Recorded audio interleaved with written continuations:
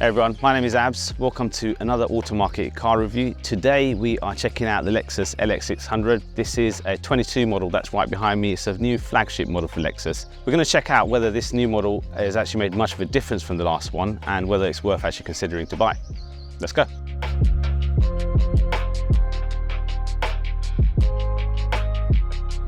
The new Lexus LX 600 actually has a massive change in the engine setup compared to the previous model. So previously, all the Lexuses and the Toyotas, because they're all on the same platform, they used to have a V6 and a V8 option. This is the first time they switched to a 3.4 litre twin turbo V6 engine, which produces about 409 brake horsepower. Now the question is, a turbocharged car like this, how does it like to drive? The previous V6 and the V8 were absolutely brilliant, really nice to drive, both on the road and off-roading as well. How is this going to be like compared to the previous generation, and is it actually quite nice to drive as the previous ones were? The back of the LX 600 is an absolutely beautiful place to be. I mean, to be honest, you'd expect that in a luxury car that you're paying for. So you've got leather everywhere in the back seats, on the door cards, you've got Alcantara roof, and you've got a nice screen that you can utilize for long trips, especially for the kids. They will absolutely love that. You've also got individual heat controls. You've got heated seats as well as ventilated seats in the back, which is something they don't get on a lot of the range of the cars. You've got Mark Levinson's sound audio system, top class, one of the best in the business. The only thing that I say I'd find quite disappointing, and I wish there was a little bit more better, was around the space. As you can see, I'm about 5'7", just to give an idea of space. And there isn't a huge amount of legroom. The good thing is you can actually tuck your feet underneath, which is great. But if you look at its competitors like the Patrol, the Range Rover, even the Land Cruiser, they've actually got a little bit more room in the back. So it's something to consider when you're looking at these. The Lexus LX 600 is a luxury 7-seater, so it's a car that you expect to have loads of space, and it does. There's plenty of room here. It's probably not as much as some of its competitors, but it's quite a nice area that you can throw your stuff in, and below the floor you've got 2 seats. The great thing is with the Lexus is the seats are electrically adjustable, so you don't have to manually go and pull stuff back and forth. You can actually just press a button here and it just brings the seat up and down. Nice and easy. So when you buy a car like this, any luxury car, the most important thing is, how does the car drive? So Lexus have been known and renowned for having luxury cars that drive comfortably, and the LX 600 is no exception. Even though we're driving here on the 311 and we're surrounded by trucks and loud cars and lots of noise, the cabin is actually really quiet.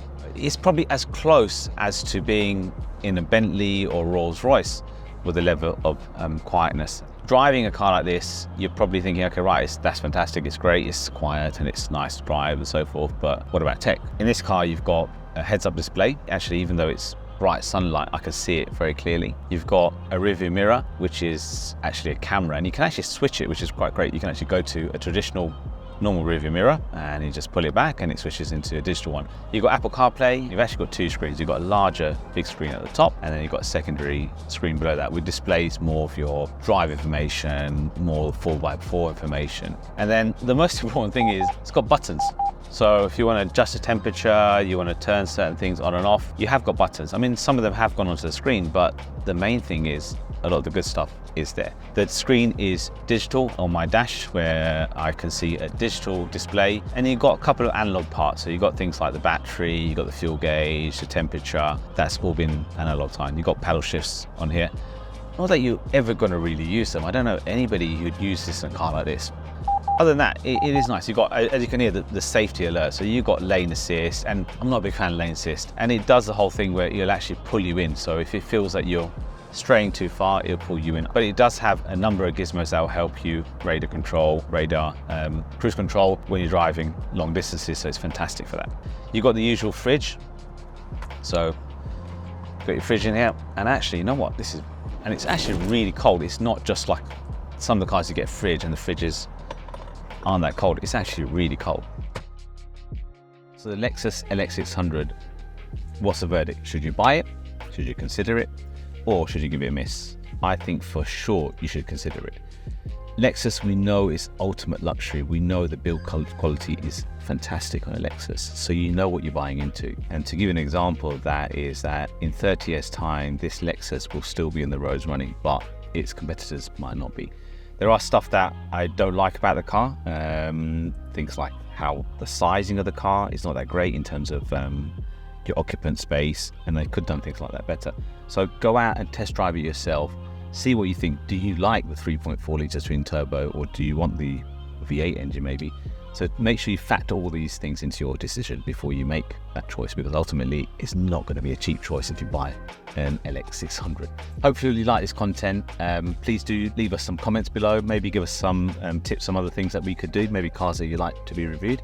Please do share and this video with your friends and family, and make sure you like it. I'm looking forward to making more content for you guys.